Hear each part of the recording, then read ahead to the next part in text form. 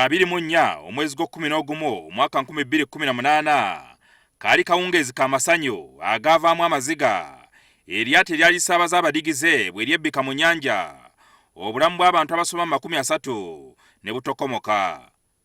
Omulangira Arnold Ssimbwa nga muzzukulu wa Ssekabaka Edward Muteesa azaalibwa Omulangira Daudi Goloba mukulu wa Ssaabasajja Kabaka Ronald Muwenda Mutebi y'omu ku bantu abaali ku lyato lino. Ono era yalabikira mu katambi akakwatibwa ku lyato lino nga akabenje tekannabaawo ng'ali mu ssanyu ery'ekitalo. Ssimbwa atubuulidde ng'enjogera ennaku zino bweri nti baali obulamu era ng'eryato lino terinnebbika mu nnyanja yali aludde ng'alidigirirako. Nali muntu wansi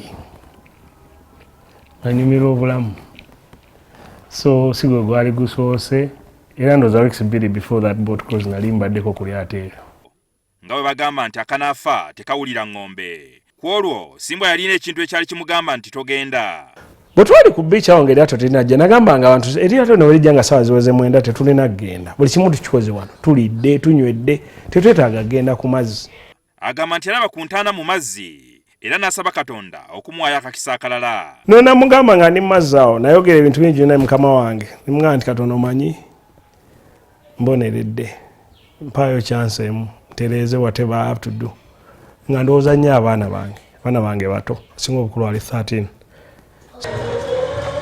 Oluvannyuma lw'okusimattuka akabenje kano obulamu bwa Ssimbwa bwakyukira ddala era ng'olwaleero tumusanze mu kkanisa ya Victory Christian Center mu Ndeeba esumbibwa Dr. Joseph Serwadda ng'ali mu kusaba. Ngenda okulaba nga omusajja ava ebbali nali mpise abalokoka abajja okwatula Yesu ng'omulokozi abeenenya ebibi byabwe. Nendaba omusajja ng'ajja mu maaso twagenda okumaliriza nga ye Arnold Ssimbwa. Arnold Ssekamanya Ssimbwa bwe yagamba nti alokose ensi yasanyuka nange nasanyuka. Tubadde n'obubenje bungi ku mazzi okwo eryato lifudde ne mubeerako hours 2 balikanika ne muddamu ne mutambula nga tewali kibaddewo. This time round abantu bafudde ati manyi mukama kutesitinze nnyo. I think this time round nedda.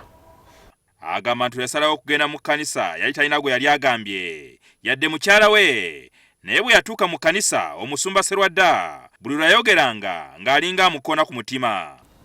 Nga buli kyayogera alinga anfumita bw'ati nga musajja yanzigiridde ono. Nga buli kyayogera mpulira ndiko bw'ati. Era bwe yabuuza abatanalokoka ne nvaayo. Mu kaseera kano Ssimbwa agamba newankubadde yalokoka akyalina ebiwundu ku mutima n'abantu abamwogerera ebisongovu. Abaminisita bagamba eryato baali balinoonya lyali limaze emyezi 6 teriri ku mazzi. Nze nina evidence nti weeks 2 before that tragedy nali ndiriko. So simanya ani alimba etali nti toyika bagikwata ne bagikweka mu kagaraji lyato libeera ku mazzi. Musumba Serwadda wadde bannayuganda amagezi nti Ssimbwa abeere kyakuyigirako nti ensi tekungulwa. Naye obuuza nti lwaki tulinda ebintu ebito ne bibaawo ebiswaza n'okuswaza. Si kyamagezi kumala gabuukira ku bintu. Avubuka bapekudde emmotoka bavugenda kuvugamu naawe n'ogiyingira. Abantu bangi nnyo abafiira mu paate ne bali obutwa oba ne babakuba bomu nga bagenzeyo nga n'okugenda tebagenderedde.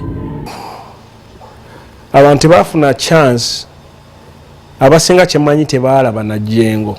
Kwa bantu besibe nnyo ku kyeryato. Eryato Yesu yalina ebizibu byalyo naye n'ennyanja yali mbi nnyo ekiro ekyo.